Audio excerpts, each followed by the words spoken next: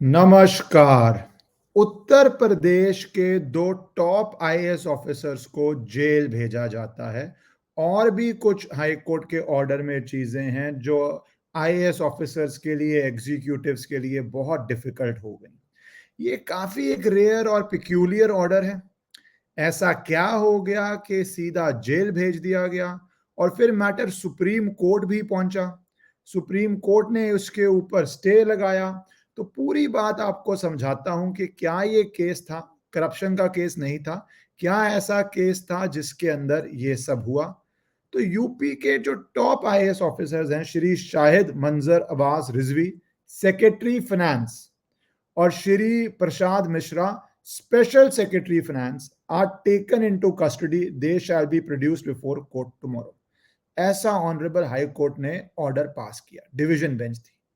इतना ही नहीं, chief secretary Uttar Pradesh issue bailable warrants to chief secretary Uttar Pradesh and doctor Prashant Trivedi, additional chief secretary finance Uttar Pradesh, through concerned chief judicial magistrate to ensure their presence before this court on 20 April.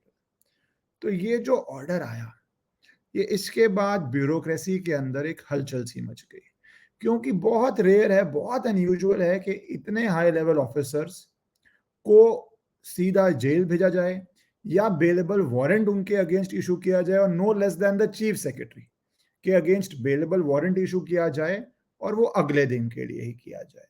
Of course Uttar Pradesh सरकार ने इसको बहुत seriously लिया। Immediately supreme court में इसकी appeal डाली और additional solicitor general के एम नटराज पेश हुए, और उनका आर्गुमेंट था कि हाई कोर्ट ने बहुत पिक्यूलियर ऑर्डर पास किया है।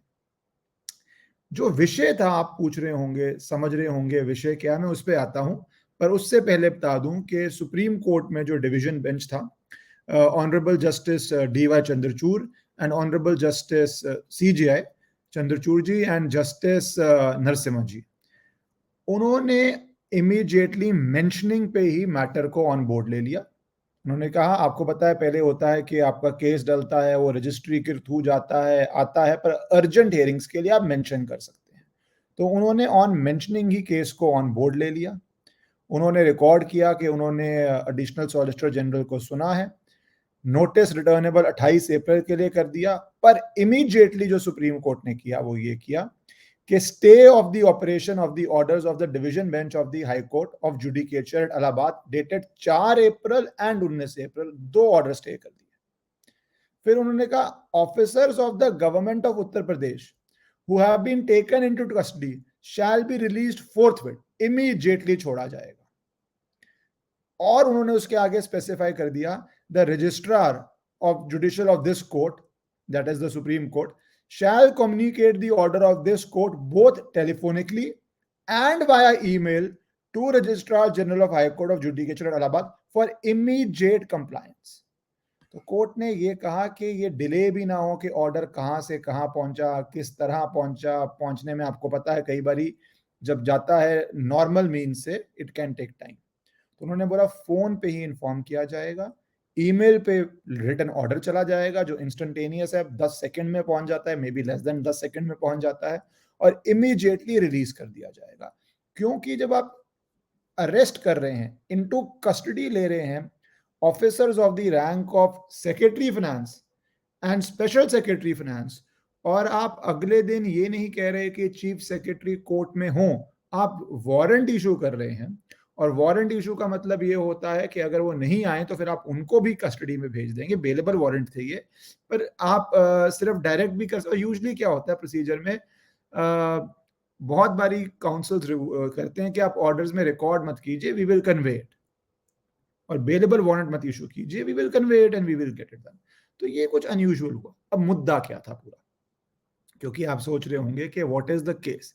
केस है कंटेम्प्ट ऑफ कोर्ट का, जिसके अगेंस्ट ऑर्डर में आर्ग्यू किया, आप जैसे एडिशनल सॉलिसिटर जनरल ने, कि ये पिक्यूलियर ऑर्डर था। केस था पूरा कि कोर्ट ने, एक रिटायर्ड जजेस ने केस डाला था।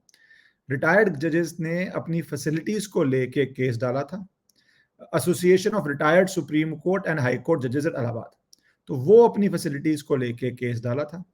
डिवीजन बेंच ने कहा कि ये जो फैसिलिटीज मिलनी चाहिए थी उसको एक ना एक ग्राउंड पे डिले किया जा रहा है।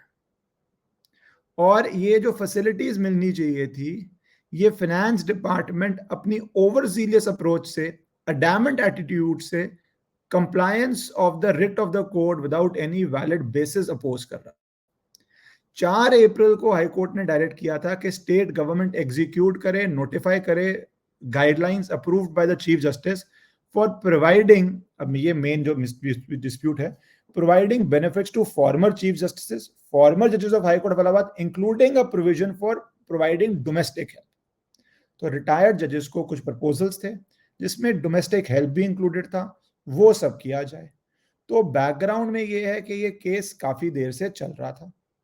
हाईकोर्ट ने कहा 4-5 बारी इसमें डेट ले ली गई थी। प्रिंसिपल सेक्रेटरी लॉ से भी जब होता है हेयरिंग के अंदर सवाल पूछे जाते हैं, तो आप उनके तरफ से जो वकील कह रहे थे कि प्रिंसिपल सेक्रेटरी लॉ ने कहा कि ये प्रपोजल जो है वो फाइनेंस डिपार्टमेंट के सामने रखा गया था फॉर अप्रूवल काफी बारी, पर फाइनेंस डिपार्टमेंट ने अप्रूवल नहीं दिया। ऑन क्वेरी सेक्रेटरी फाइनेंस ने सबमिट किया कि जो rule submitted by high court is beyond the competence of chief justice as the matter pertains to post-retirement benefits of retired judges. Further, Special Secretary Finance stated that the rules proposed by the High Court are beyond the scope of Article 229 of the Constitution. He further stated that the matter be referred to central government to draw a rule that will be uniformly applicable to all retired judges across the country. Principal secretary law और finance secretary के थोड़े views अलग जा रहे थे। Principal secretary law का कहना है, on query principal secretary law ने कहा कि objection raised was never conveyed to the law department for clarification, neither has it been brought on record. In any case he fairly submits two of the 14 objections raised is beyond the ambit of the finance. तो court ने यह भी कहा कि chief secretary ने एक affidavit डाला था ऑनरेबल सुप्रीम कोर्ट में, या अंडरटेकिंग की थी ऑनरेबल सुप्रीम कोर्ट में Ramakrishna Raju versus union of India के केस में, और अंत में ये सारा करते हुए कि डिले करते हुए कोर्ट की रिट ना मानते हुए जेल भेज दिया गया। अगले दिन ही सुप्रीम कोर्ट ने जेल से छोड़ दिया। तो ये काफी अनयूजुअल केस है, क्योंकि मैं अपना ही उदाहरण दे देता हूं। कुछ दिन पहले, इनफैक्ट लास्ट वीक, एक केस, मेरे से पहले एक केस था, उसमें मुद्दा ये हुआ कि सुप्रीम कोर्ट ने बेल दे दी या एंटीसिपेटरी बेल दे दी, मेरे ख्याल से एंटीसिपेटरी बेल या इंटरिम प्रोटेक्शन दे दी। पुलिस ने फिर भी अरेस्ट कर लिया। कोर्ट ने इसको बहुत सीरियसली लिया। कोर्ट ने कहा जब हमने प्रोटेक्शन प्रोवाइड की है तो आप एंटीसिपेटरी बेल दे रहे हैं, ये ग्रॉस कंटेम्प्ट ऑफ कोर्ट है। किसी सिटीजन की लिबर्टी बहुत इंपॉर्टेंट है। उसमें एसीपी लेवल मेरे ख्याल से ऑफिसर था या इन्वेस्टिगेटिव टीम थी। तो उन्होंने, कोर्ट ने जब ये व्यू लिया तो उन्होंने अनकंडीशनल एक अपॉलॉजी सबमिट कर दी। कोर्ट ने वो अपॉलॉजी मानी नहीं। कोर्ट ने कहा ये बहुत विशी वॉशी है, ये आप जो अपॉलॉजी दे रहे हैं ये बेसिकली सर्कल में बात घूम रही है, आप एक सिटीजन को जेल इस तरह नहीं डाल सकते हैं हमारे प्रोटेक्टिव ऑर्डर के बाद। तो कोर्ट ने अपॉलॉजी रिजेक्ट कर दी, पर तब भी जेल नहीं भेजा। उन्होंने एक और जो काउंसिल थे गवर्नमेंट के, एएसजी ही पेश हो रहे थे उस केस में भी, उन्होंने कुछ टाइम मांगा और उन्होंने बोला नहीं, हम एक नई अपॉलॉजी सबमिट करेंगे। कोर्ट ने काफी कोर्ट में स्ट्रिक्ट ऑब्जर्वेशंस पास की, काफी स्ट्रॉन्ग वर्ड्स बोले, काफी ऑफिसर्स को बोला कि हमने प्रोटेक्ट किया, पर जेल नहीं भेजा। ये बहुत बारी होता है कि कोर्ट के ऑर्डर के, और उसमें तो एक अरेस्ट कर लिया गया था, तो कोर्ट के ऑर्डर की कंप्लायंस नहीं होती। Court takes a tough view. Court में कई बारी ऑफिसर्स कोई भी हो सकते हैं, अपॉलॉजी भी देते हैं। कोर्ट कई बारी अप्रूव करती है फिर नोज दे आर सिंसियर, या कोर्ट कई बारी दोबारा सुनवाई करती है।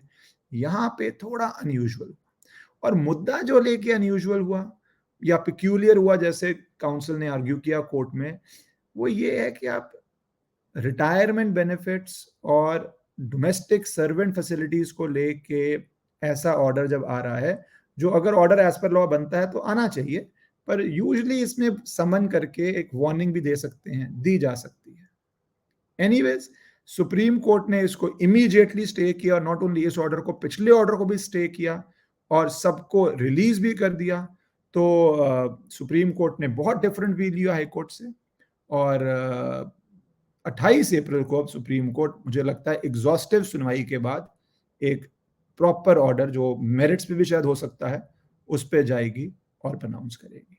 भारत माता की जय।